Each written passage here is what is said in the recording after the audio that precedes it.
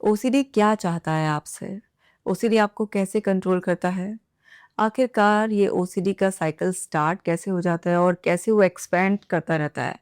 और कौन-कौन से उसके हिडन ड्राइवर्स हैं, जिसको आपको समझने की ज़रूरत है ओसीडी से पूरी तरह से छुटकारा पाने के लिए।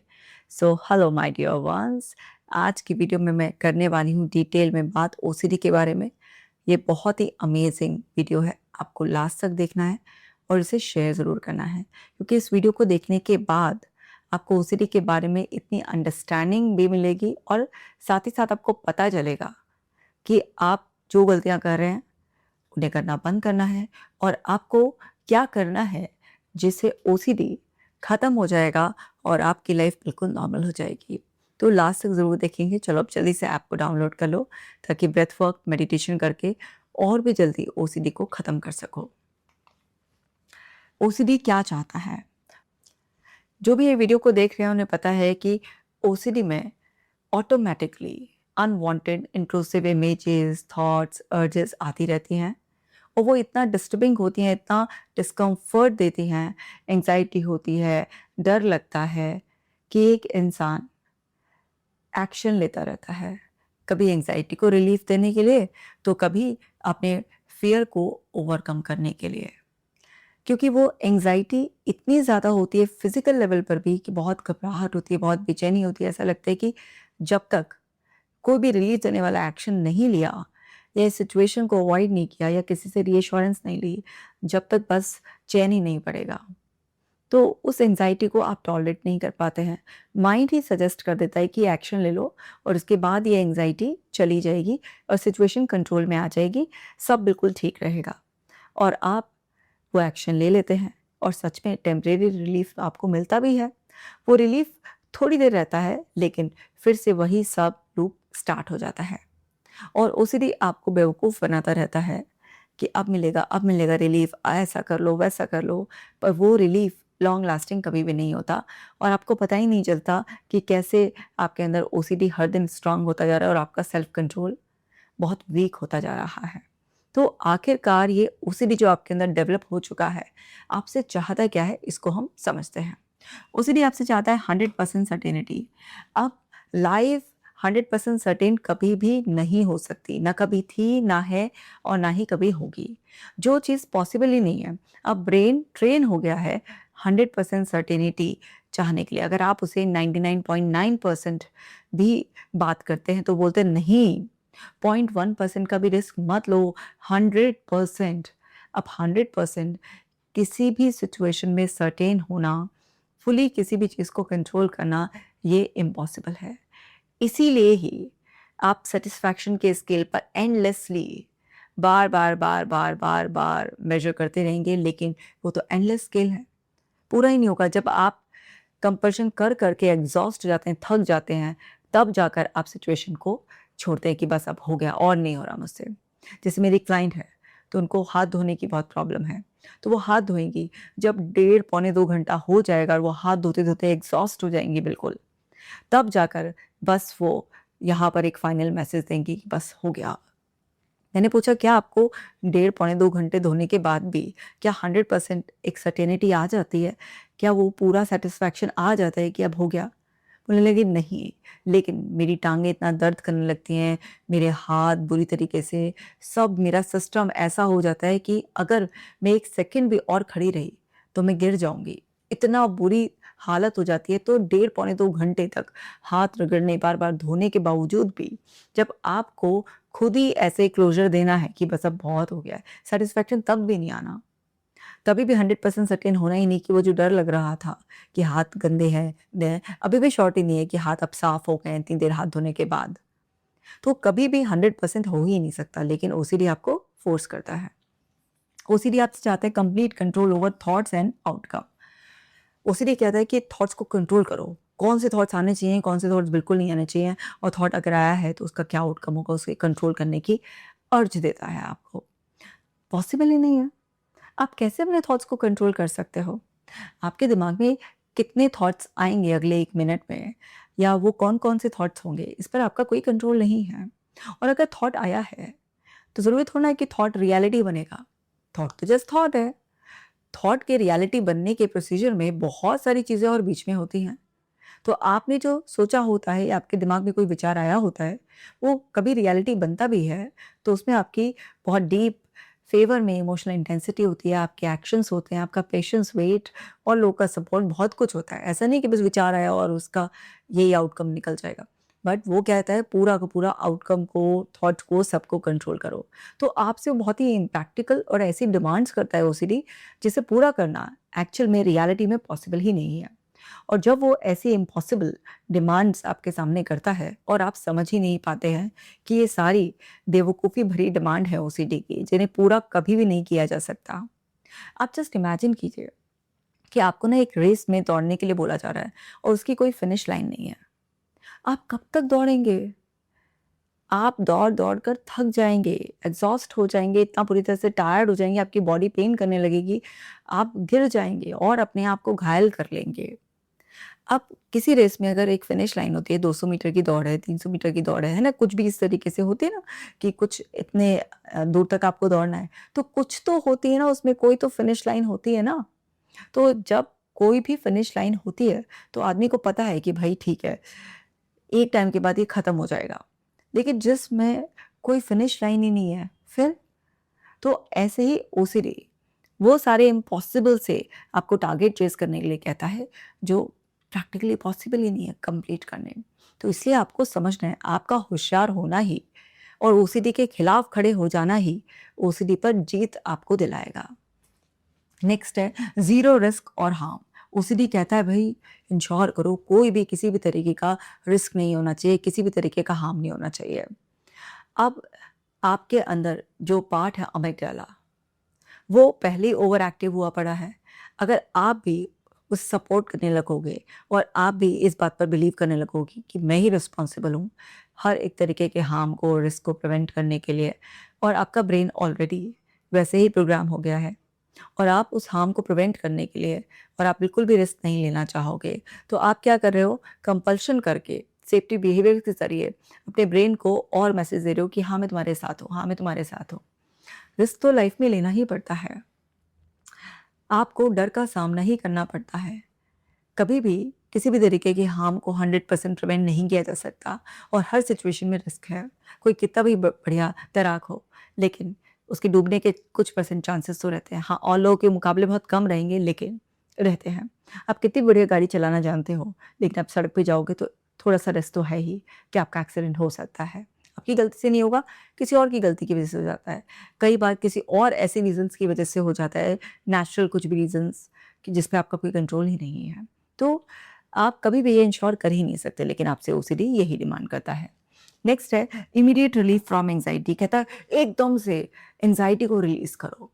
अरे एंग्जायटी को जानलेवा थोड़ी ना है। एंग्जायटी कुछ समय के बाद अपने आप ही डाउन हो जाएगी। एंग्जायटी एक इमोशन है और कोई भी इमोशनल स्टेट मेंटेन नहीं रहती है। वो हम फ़ील करना शुरू करते हैं, एक पीक आता है उसका और फिर उसका डाउन आता है। लेकिन वो कहता है नहीं, अभी एंग्जायटी से रिलीफ ये डिमांड्स करता है आपसे, और फिर रिलीफ भी कैसे मिलेगा मैं बताता हूँ। मतलब पूरा आपको अपने सिखाए में रखना चाहता है। इसकी सारी चालें पकड़ कर ही आप इसके चंगुल से बाहर निकल सकते हैं। और क्या चाहता है ओसीडी? परफेक्ट रिस्पॉन्सिबिलिटी, बिल्कुल एकदम ऐसे रिस्पॉन्सिबिलिटी लो कि तुम्हारी वजह से कुछ भी किसी भी तरीके का कोई भी हार्म नहीं होना चाहिए। तो आप ओसीडी की कोई भी थीम उठा लो, तो थीम से मतलब नहीं है, बात ये है कि चाहे कोई भी थीम हो, ओसीडी आपसे यही चाहेगा। थीम की सबकी स्टोरी अलग-अलग हो सकती है, लेकिन वो आपसे बिल्कुल परफेक्ट रिस्पॉन्सिबिलिटी कि भई आप रिस्पॉन्सिबल पर्सन हैं, तो एक बार अगर और कर लिया, ये एक्शन ले लिया, इसको चेक कर लिया, इस एक्शन को रिपीट कर लिया, है ना? आपने अवॉइड कर दिया तो क्या चला जाएगा, लेकिन तुम्हारी रिस्पॉन्सिबिलिटी है, तो वो आपसे एकदम परफेक्ट रिस्पॉन्सिबिलिटी चाहता है। तो रिस्पॉन्सिबल होना अच्छी बात है, लेकिन ओवर रिस्पॉन्सिबल होना, जस्ट इमेजिन सिनेरियो पे माइंड वर्स्ट केस सिनेरियो बता रहा है और केवल आपके बारे में नहीं, परिवार के बारे में और कई बार तो बिल्कुल अननोन लोगों के बारे में भी बताता है।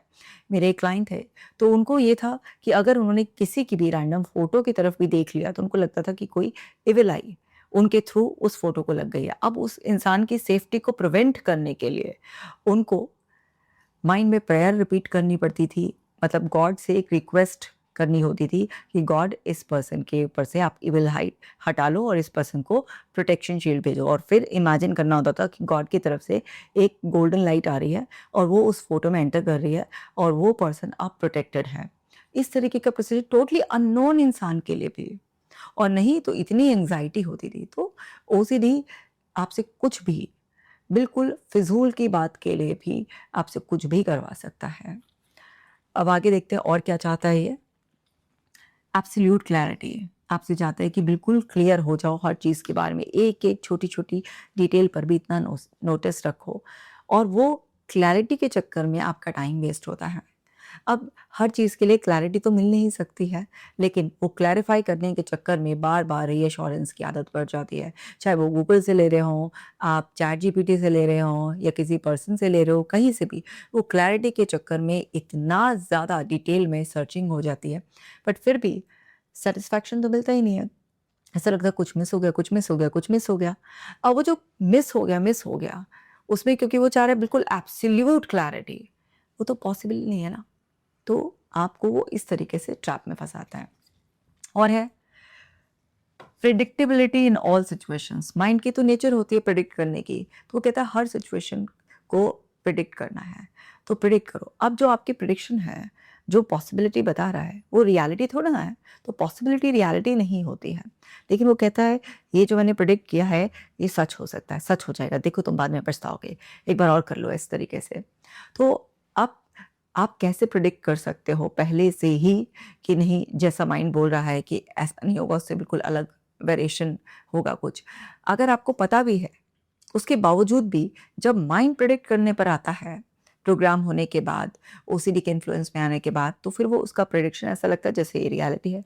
कभी वो इमेज बना देता है, कभी वो फीलिंग आ रही होती है, तो जो बॉडीली सेंसेशन आ रही होती है और जो इमेज बन रही होती है दिमाग में, जिस तरीके से वो सिनेरियो क्रिएट कर रहा होता है, उससे हम कंफ्यूज हो जाते हैं कि कहीं ये बिल्कुल रियलिटी तो नहीं है। और अगर ऐसा हो गया तो व्हाट इफ, बाद में कौन पछताएगा। तो हम लोग बाद में पछताना नहीं चाहते हैं, तो इस वजह से हम इस ओसीडी के हाथों बेवकूफ़ बनते रह जाते हैं। नेक्स्ट है emotional comfort at all times. हर वक्त बस तुम्हारा इमोशनल कंफर्ट रहना चाहिए। ऐसा नहीं होता, कभी कभी इमोशनल डिस्कम्फर्ट भी होता है एंड वो बिल्कुल नॉर्मल है। अब अगर आप फियर को फेस करोगे, आप एंग्जाइटी को हैंडल करोगे, तो थोड़ा तो डिस्कम्फर्ट आएगा ना। और वो इमोशनल डिस्कम्फर्ट आपकी कैपेसिटी को एक्सपैंड करता है, आपकी पावर्स को बढ़ाता है। लेकिन ओसीडी कहता है नहीं, 100% और सब सिचुएशन में ना आपका इमोशनल कंफर्ट होना चाहिए। तो आपके इमोशनल कंफर्ट के नाम पर वो आपको बेवकूफ़ बनाता रहता है, जबकि वो सच्चाई में आपको कितना इमोशनल डिस्कम्फर्ट देता है। अब वो ऐसा क्यों करता है? क्योंकि एक्चुअली ब्रेन की प्रोग्रामिंग ऐसी हुई हुई है, वो आपको टॉर्चर कर कर भी आपकी सेफ्टी इंश्योर करना चाह रहा है। उसके लिए आपकी हैप्पीनेस मायने नहीं रखती है, उसके लिए आपकी सेफ्टी मायने रखती है। नेक्स्ट है नो बैड थॉट्स। कोई भी बुरी थॉट नहीं आनी चाहिए। अगर आ गया है तो वो कई बार आपकी आइडेंटिटी से कंफ्यूज कर देता है, आपको गिल्ट फील कराने लग जाता है। तो ओसीडी चाहता है कि आपके दिमाग में बैड थॉट्स कोई भी ना आए। तो थॉट आप तो बना नहीं रहे हैं, जो आपके कंट्रोल में है ये, लेकिन ओसीडी कहता है बस मेक श्योर करो कि कोई भी बुरी थॉट नहीं आनी चाहिए। अगर कोई नेगेटिव थॉट भी आ रही है तो वो जनरल नेगेटिव थॉट आ सकती है, लेकिन कोई भी ऐसी बुरी थॉट नहीं आनी चाहिए जो मॉरल्स के अगेंस्ट हो। अब ओसीडी की कई सारी ऐसी थीम्स होती हैं जिसमें अपने ही बच्चे को हार्म करने का आ रहा है, अपने ही सिस्टर के लिए कुछ ऐसे सेक्सुअल थॉट्स आ रहे हैं, गॉड को हार्म करने के, गॉड को सेक्सुअली डिसरिस्पेक्ट करने के थॉट्स आ रहे हैं। तो ये उस कैटेगरी में डाल देता है और बहुत इमोशनल पेन होता है।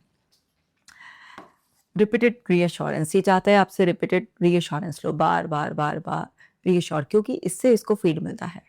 तो ये आपसे कुछ चीज़ें ऐसे चाहता है। समझ गए कि ओसीडी आपसे क्या चाहता है। अब how OCD controls a mind, कैसे ये माइंड को कंट्रोल करता है। सेंड्स इंट्रूसिव थॉट्स भेज भेज कर ये माइंड को कंट्रोल करता है। बार बार बार बार आपके दिमाग में वो इंट्रूसिव थॉट्स आती रहती हैं, कभी इमेज के रूप में, कभी वर्ड्स, कभी अर्जेस के रूप में। तो इससे ये माइंड को और ज़्यादा कंट्रोल करता है, क्योंकि बार बार वो आपके डीप लेयर से जो सिग्नल्स आते हैं और आपका जो प्रीफ्रंटल कॉर्टेक्स जब उसे इंटरप्रेट करता है और थॉट के रूप में आप उसे समझते हैं कि ये क्या है, मेरे अंदर क्या चल रहा है, इमेज के रूप में या थॉट्स के रूप में क्या चल रहा है, तो वो सब क्या है, वो सब आपके कंट्रोल से तो बाहर है। आपके कंट्रोल में क्या है? इन्फॉर्मेशन फीड करना। आपके कंट्रोल में थॉट कैसा बनेगा उससे, वो नहीं है। लेकिन इन्फॉर्मेशन आप अपने आप को क्या फीड कर रहे हैं, वो आपके हाथ में है। अब ओसीडी आपके माइंड को इस तरह से कंट्रोल करता है, बार-बार इंट्रूसिव थॉट्स भेजकर। क्यों? क्योंकि उसकी इंटेलिजेंस इस टाइम पर गड़बड़ाई हुई है।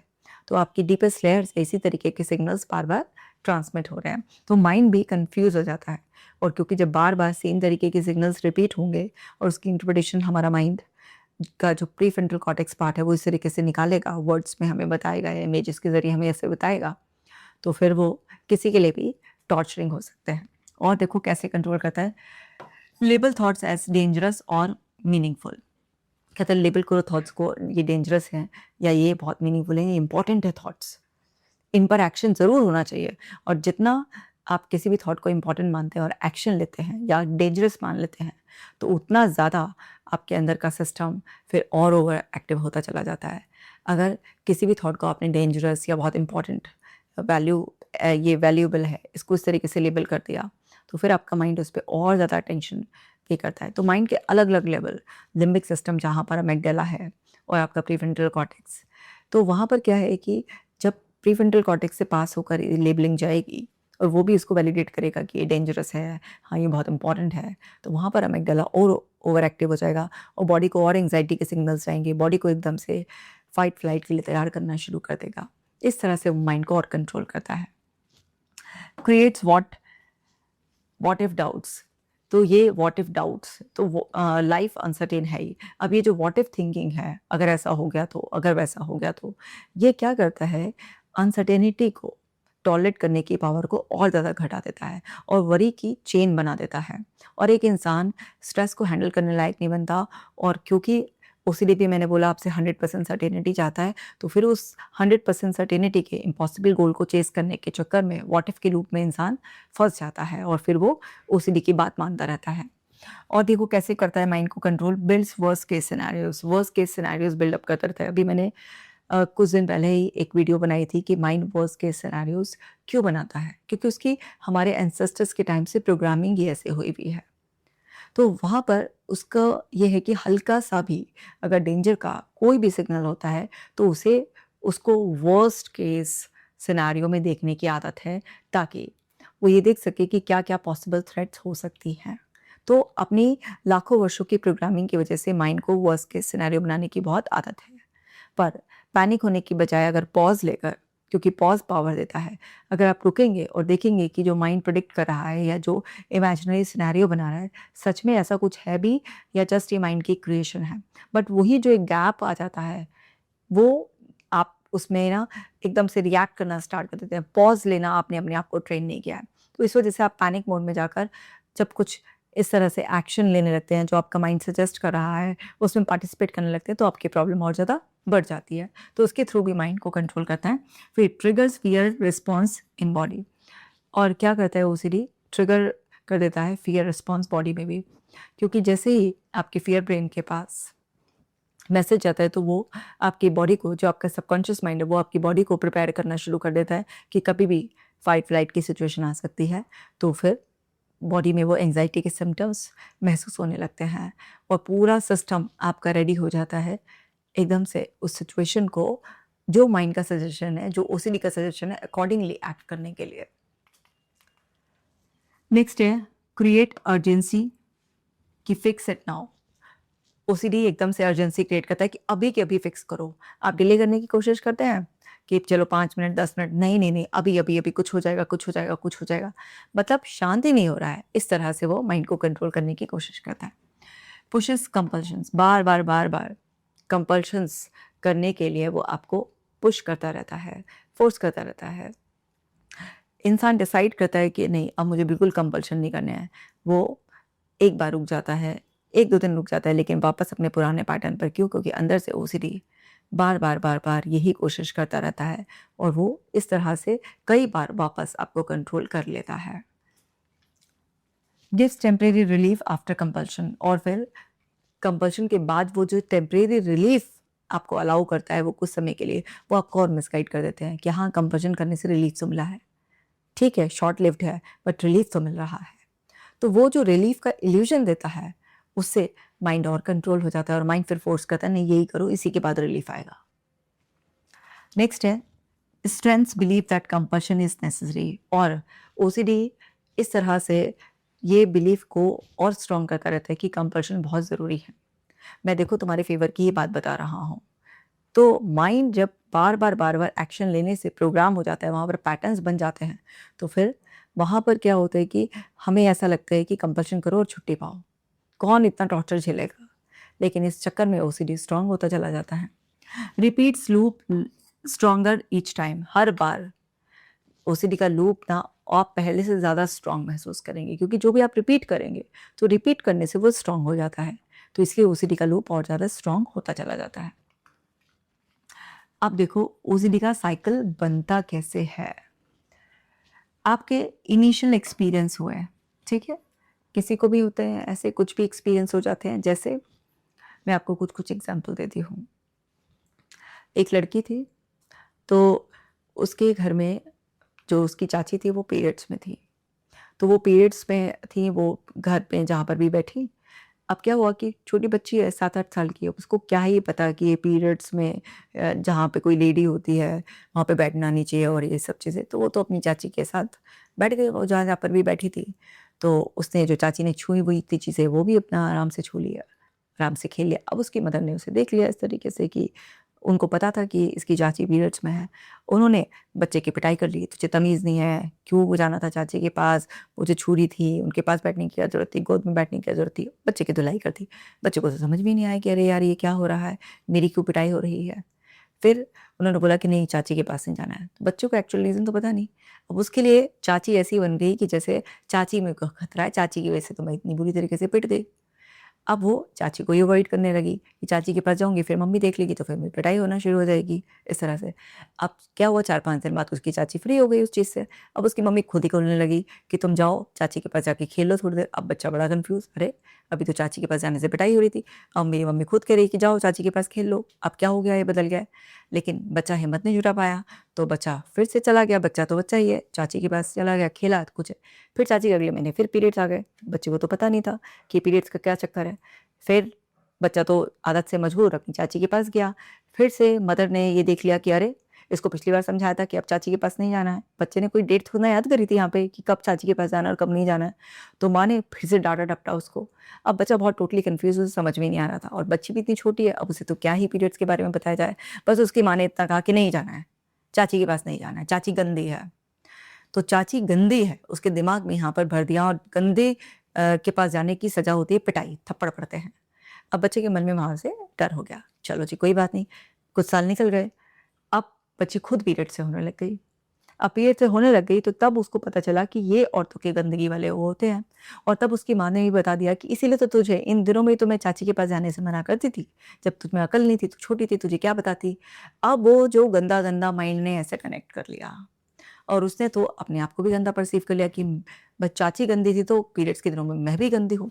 मैं जिसे छूऊँगी वो भी गंदा हो जाएगा, मैं जहाँ बैठूँगी वो भी गंदा हो जाएगा, जो मेरे पास आएगा वो भी गंदा हो जाएगा। उसने तो इस तरीके से रजिस्टर कर लिया, और पीरियड्स के दिन उसके लिए जो नॉर्मल होते हैं, जो कि एक डिवाइन प्रोसेस है, अब उसके लिए वो एक टॉर्चरिंग प्रोसेस हो गया। तो ये एक इनिशियल एक्सपीरियंस का एक एग्ज़ाम्पल मैंने आपको ऐसे दिया। ऐसे ही तमाम हर ओसीडी के पीछे की कुछ ना कुछ स्टोरी होती है। तो एक एग्ज़ाम्पल मैंने अब दे दिया, तो कुछ ऐसे इनिशियल एक्सपीरियंस। अब उसके बाद पहली इंट्रूसिव थॉट आती है, ठीक है? तो कुछ इनिशियल एक्सपीरियंसेस हमारे साथ होते हैं। हमारा ब्रेन हो सकता है पहले से ही बहुत क्रॉनिक स्ट्रेस में हो, कुछ हमारे दिमाग ने कुछ थ्रेट्स रजिस्टर कर रखी हों, कुछ भी हो सकता है इस तरीके से, कोई जेनेटिक का भी एंगल हो सकता है, बहुत कुछ। तो कुछ भी हमारे इनिशियल एक्सपीरियंसेस होते हैं, लाइफ इवेंट्स भी होते हैं कई बार, और कई बार हमारे इंटॉलरेंस होती है अनसर्टेनिटी की, हमारा फियर सेंटर ओवर एक्टिव होता है, बहुत कुछ इस तरीके से हुआ हुआ होता है। पुरानी चेन होती है, हमारी कंडीशनिंग का पार्ट होता है। तो इंट्रूसिव थॉट आ गई एक दिन, क्योंकि जो भी हमारी प्रोग्रामिंग होती रहती है उसी के बेसिस पे तो थॉट आती है, आ गई। अब पर्सन ने रिएक्ट कर दिया फ़ियर की वजह से उसमें, जैसे उस बच्ची का भी मैंने बताया था आपको कि कैसे उसको लगा कि अरे अब तो मैं भी सेम पोजीशन में पहुंच गई, मैं भी गंदी हूँ। तो उसने आउट ऑफ फ़ियर रिएक्ट किया, उसने अवॉइड करना शुरू किया, एक्सेसिव क्लीन करना शुरू किया, अपने आसपास और लोगों को नहीं आने दिया। तो ये क्या था, उसका रिएक्शन था आउट ऑफ फ़ियर। फिर उसने परफॉर्म करने शुरू किए कंपल्शन, क्योंकि उसका दिमाग बोला था तुम गंदी हो, साफ सफाई करो इसे। तो हर इंसान क्या करता है, कुछ कंपल्शन करना स्टार्ट कर देता है। अब एंग्जाइटी रिड्यूस हो जाती है, बट पैटर्न बन जाता है कि अच्छा जी ये आया है, अब डिस्कम्फर्ट हो रहा है, ये एक्शन होगा तो रिलीफ मिलेगा, एक पैटर्न बन रहा है यहाँ से। तो ब्रेन स्टोर कर लेता है इसको सेफ्टी एक्शन की तरह, और अब रिपीट होता है सेम रिस्पॉन्स, और साइकिल बन जाती है ऑटोमेटिक। जैसे ही आप बार बार 2-4 बार रिपीट करते हो तो वो तो ऑटोमेशन पर चला जाता है। ऐसे होता है, ऐसे फंस जाते हो आप। अब ओसीडी बढ़ता कैसे है ये भी समझ लो। जनरलाइजेशन से। जनरलाइजेशन एक डिस्टॉर्टेड थिंकिंग पैटर्न है, एक फिल्टर भी है माइंड का। तो माइंड को बड़ी आदत है कि एक दो बार कुछ हो गया या एक दो चीज़ों में कुछ चीज़ फिट बैठ गई तो उसे सब पे एप्लीकेबल कर देता है, जनरलाइज कर देता है। जैसे अगर पीरियड्स में औरतें गंदी थी तो फिर सारी ही औरतें गंदी हैं, इस तरह से। सामान भी फिर जो जो छुआ उन्होंने भी सब गंदा हो गया, तो एक जनरलाइज कर दिया उसी कैटेगरी में। डाउट स्प्रेड होता चला जाता है, जितना आप डाउट को एड्रेस करते हैं माइंड को लगता है अच्छा डाउट पर तो एक्शन आता है, कुछ ना कुछ तो सेफ्टी इंश्योर की जाती है, तो फिर वो डाउट करने की नेचर और बढ़ती चली जाती है और बढ़ती चली जाती है। जैसे आप कॉन्फिडेंटली कुछ चीज़ें एक्सपोज करते हो तो आपका कॉन्फिडेंस बढ़ता चला जाता है, आप डाउट को ज़्यादा एड्रेस करते हो तो डाउट बढ़ता चला जाता है, कंपल्शन इंक्रीज होते चले जाते हैं, आपका नए फियर अटैच्ड होते चले जाते हैं ओल्ड पैटर्न्स के लिए। तो जो आपके ओल्ड पैटर्न बने हुए भी होते हैं उसमें भी नए नए फियर बिल्कुल अटैच होते चले जाते हैं। तो हमें ये समझना होगा हमारा माइंड ऐसा ही करता है, इसीलिए ओसीडी की नई नई थीम्स भी बीच बीच में पैदा होती रहती है। इंसान को पहले एक आध थीम से स्टार्ट होता है, लेकिन बीच बीच में मल्टीपल थीम्स और आती रहती हैं। कई बार एक थोड़ी देर के लिए सेटल होती है कुछ टाइम के लिए, फिर दूसरी आ जाती है, फिर दूसरी सेटल होती है, तीसरी आ जाती है, और कई बार तीसरे वाले फेज में होते हैं तो पहली दोनों भी आ जाती है। तो वो चीज़ इस तरह से फैलती रहती है। मेंटल रिचुअल्स बहुत स्ट्रांग होते चले जाते हैं, अवॉइडेंस जो है ना इंक्रीज होती चली जाती है, कंपल्शन का टाइम इंक्रीज हो जाता है। जैसे मेरे क्लाइंट्स बोलते हैं मैम शुरुआत में तो हम ना 3-4 बार ही हाथ धोते थे, लेकिन अब तो 1.5 2-2 3-3 घंटे भी हो जाते हैं, 2-2 सर्फ के पैकेट भी ख़त्म हो जाते हैं। मतलब टाइम वाइम सब बढ़ता चला जाता है और कॉन्फिडेंस डिक्रीज होता चला जाता है। जब आपका कॉन्फिडेंस डिक्रीज हो जाता है तो ओसीडी आपके ऊपर और ज़्यादा काबू पा लेता है। तो ओसीडी इस तरीके से बढ़ता ही जाता है, फैलता जाता है। अब कोर ड्राइवर्स क्या हैं जो पीछे से अपना काम कर रहे होते हैं? तो intolerance of uncertainty, life uncertain है। मैंने इसके ऊपर भी एक सेपरेट वीडियो बनाया हुआ है कि कैसे अनसर्टेनिटी को टॉलरेट करें। अगर आपने नहीं देखा है तो ज़रूर देख लीजिएगा, और डेली में आपको कुछ ना कुछ इस तरीके के काम आपको करते ही रहना है, जिससे कि आपके दिमाग को अनफिनिश्ड जॉब की भी आदत पड़े, रिस्क लेने की भी आदत पड़े, डिस्कम्फर्ट को टॉलरेट करने की भी आदत पड़े। जब भी व्हाट इफ सिनेरियो ऐसा हो जाएगा वैसा कोई भी पॉसिबिलिटी दिमाग बताता है, तो आप चूज़ करो कि मुझे फेस करना है। और कोई भी सिचुएशन को फेस करोगे तो शुरुआत में डिस्कम्फर्ट हो गई, लेकिन जैसे आप उस सिचुएशन में जाओगे, इन्वॉल्व होगे, एक्सपीरियंस आएगा, तभी दूध का दूध और पानी का पानी होगा। नीड ऑफ कंट्रोल, ये जो कंट्रोल करने की नीड होती है ना, कंट्रोल करने की अर्ज। अब देखो हर चीज़ हमारे कंट्रोल में नहीं है, बहुत सारी चीज़ें हमारे कंट्रोल से बाहर है। तो आपको ये चीज़ समझना होगा कि जब सब कुछ मेरे कंट्रोल में है ही नहीं तो फिर पॉसिबल कैसे होगा वो चीज़। तो बहुत सारे लोग जिनकी लाइफ बहुत अनसर्टेन और बहुत अनप्रेडिक्टेबल होती है, जैसे मैं एक और एग्जांपल देती हूँ। एक लेडी थी, तो उनकी जब शादी हुई तो उनके घर में ऑलरेडी जेठानी थी, उनके घर में सास थी, तो दोनों की नेचर काफ़ी ख़राब थी। नई नवेली बहू आई, उसको अच्छा वेलकम करने, कंफर्ट देने की बजाय उसको काम में भी बुलवा दिया और प्लस बहुत ज़्यादा उसको टॉर्चर करा। जो भी वो अपने घर से सामान लाई थी वो भी ले लिया, और भी तरह-तरह से उसी को ही काम में लगाए रहते थे। उसके पति से भी शिकायतें करते थे, उसको पिटवा भी देते थे। मतलब पति भी बेवकूफ़ था, उसको भी अकल नहीं थी कि मेरी जो है ना भाभी या मेरी माँ क्या मेरे कान में भर रही है और क्यों मैं अपनी नई नवेली दुल्हन को पीट रहा हूँ। और वो सारे चीज़ जो भी ज्वेलरी-ववेलरी लाई थी वो भी ले ली, और इस तरह से लड़ाई-झगड़े, खुद भी ताने-वाने देना, बहुत कुछ। छोटी-छोटी बातों को भी तरसा देना। सास इतनी बदतमीज़ थी कि बहू के भी थप्पड़ मार देती, खाने की प्लेट भी सामने से हटा देती। इस तरीके की बहुत ज़्यादा बदतमीज़ी और अत्याचार उस लेडी के साथ हुआ। तो वो बहुत ना अनसर्टेनिटी में जीने लगी कि पता नहीं कब किस बात का इल्ज़ाम लगा देंगी, किस बात पे सास से थप्पड़ पड़ जाएगा, किस बात पे पति को चढ़ा देंगी, कब वो मुझे मारेगा। तो बहुत ही अनसर्टेनिटी में वो जीती थी, बहुत ही अनप्रेडिक्टेबल सी लाइफ़ हो गई थी उनकी। मतलब इतनी बदतमीज़ उनके घर की औरतें थी, अगर वो नहा भी रही है तो बीच में नल भी बाहर से आंगन से बंद कर देती थी ताकि सप्लाई बंद हो जाए। इस तरीके से भी उसको बहुत सताती थी। तो अलग-अलग वेज़ में बहुत सताया। तो वो ना बहुत अनप्रेडिक्टेबल और बहुत अनसर्टेन उसमें रही और बहुत ही लंबे समय तक ये क्रॉनिक स्ट्रेस मतलब ये स्ट्रगल चलती रही इस तरीके से। तो अब क्या हुआ कि उसका किसी चीज़ पे कोई कंट्रोल नहीं था, ना पति पे, ना घर के एनवायरनमेंट पे, ना हाथ में कोई पैसे रहते थे, मतलब किसी भी चीज़ पे उसकी कोई चलती नहीं थी। तो वो सारे के सारे गुस्सा भी अंदर दबा, सारे के सारी नाराज़गी भी अंदर दबी, सारे इमोशंस भी क्योंकि अगर रोती भी थी, कुछ कहती भी थी और भी ज़्यादा पिटाई होती थी। तो वो सारा जो सप्रेशन था अंदर इकट्ठा होता चला गया, सब केमिस्ट्री बिगड़ती चली गई। अब ओसीडी क्या है? कंट्रोल की नीड कि बस मुझे कंट्रोल करना है। अब सब कुछ यहाँ साफ-सफाई और ये सब कुछ ऐसा होना चाहिए। तो उसको ना क्लीनिंग की ओसीडी हो गई। जिन-जिन चीज़ों में उसको तड़पाया गया था, सताया गया था, वो सब उसके ओसीडी से कनेक्ट होके मतलब उसके दिमाग में इस तरीके से होगा कि बस अब तो ये सब चीज़ें कंट्रोल करनी है। तो जहाँ नहाने को पूरा प्रॉपर पानी नहीं मिलता था, वहाँ पर अब पूरी की पूरी टंकी खाली कर देना नहाने में। जहाँ सर्फ़ साबुन के लिए तरसना होता था, वहाँ पर आप पैकेट के पैकेट ख़त्म कर देना और अब जहाँ पर पहले भी कोई भी सुनता नहीं था, अब वहाँ पर सबको अपने हिसाब से चलाना। कि अब घर में भी आओगे तो नहाना पड़ेगा, उठना-बैठना। कलेश हुए इस बात पे भी बहुत कुछ हुए। लेकिन जब ओसीडी इतना ज़्यादा बढ़ गया, इतना ज़्यादा अनकंट्रोलेबल हो गया, तो घरवालों को भी एक टाइम के बाद बिल्कुल सरेंडर होना पड़ता है और फिर वो भी ना चाहते हुए भी, गालियाँ देते हुए भी, मार-पिटाई करते हुए भी, अल्टीमेटली उन्हें करना वही पड़ता है जो ओसीडी सफ़र डिमांड कर रहा है, क्योंकि हालत ही ऐसी हो जाती है घर की। तो कई बार ऐसा होता है, ये तो मैंने आपको इन डेप्थ समझा दिया, बट ओसीडी के पीछे जो होता है वो कंट्रोल की एक बहुत सीवियर अर्ज होती है और हमें ये समझना होगा कि हर चीज़ हमारे कंट्रोल में नहीं हो सकती है। इन्फ्लेटेड रिस्पॉन्सिबिलिटी कि भाई ओवर रिस्पॉन्सिबल एटीट्यूड कि मैं ही रिस्पॉन्सिबल हूँ हर चीज़ को प्रिवेंट करने के लिए, ये डिस्टॉर्टेड थिंकिंग होता है। परफेक्शनिज्म कि हर चीज़ बिल्कुल परफेक्ट होनी चाहिए, परफेक्शन एक इल्यूजन है। फ़ियर ऑफ गिल्ट कि कहीं बाद में मुझे गिल्ट ना हो, कोई भी इंसान ना पछताना नहीं चाहता, वो उस दुःख वाले प्रोसेस से नहीं गुज़रना चाहता, इस वजह से वो ओसीडी के आगे घुटने टेक देता है। ओवर एक्टिव थ्रेट सिस्टम आपका ऑलरेडी जो आपका थ्रेट सिस्टम है, अमिगडाला वो बहुत ज़्यादा ओवर एक्टिव होता है और जो आपका लिम्बिक पार्ट है, वो बॉडी से इतना क्लोज़ली लिंक्ड है कि बहुत जल्दी बॉडी को प्रिपेयर करना स्टार्ट कर देता है। तो वो जो एंग्ज़ायटी के सिम्पटम्स है, वो अपने आप में रियलिटी के एविडेंस बन जाते हैं।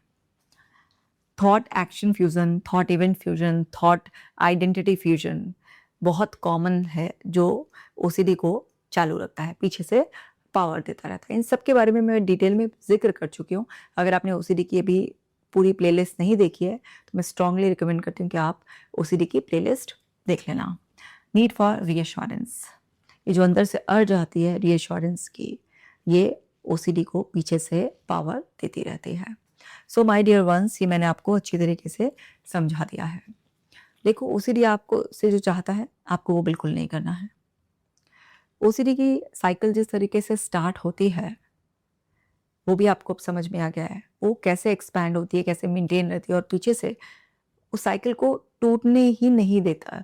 वो सारे के सारे ड्राइवर्स भी मैंने आपको बता दिए हैं। तो आप इसी इन्फॉर्मेशन से ही आप अपने आप को इससे फ्री कर सकते हैं। तो आपको चॉइस बनानी है, वो इतनी आसान नहीं होगी, वो मैं समझ रही हूँ कि आप कहेंगे कि मैडम इतना ही आसान होता तो हम चूज़ कर ही लेते, हम थोड़ा ना टॉर्चर चाह रहे हैं। मैं समझ रही हूँ, लेकिन फिर भी आपको ये भी चूज़ करना पड़ेगा कि थोड़े दिनों की सफ़रिंग मुझे मंज़ूर है, हमेशा की मुक्ति के लिए। बस ये चूज़ करना होगा। तभी शुरू में इतना डिस्कम्फ़र्ट सहते हुए भी आप उस फ़ियर को फ़ेस करेंगे और धीरे-धीरे ब्रेन को आप ट्रेन करेंगे और तभी आपका ब्रेन ओसीडी के चंगुल से बाहर निकलेगा। आपका पूरा सिस्टम जो पगलाया पड़ा है, वो वापस से शांत हो जाएगा।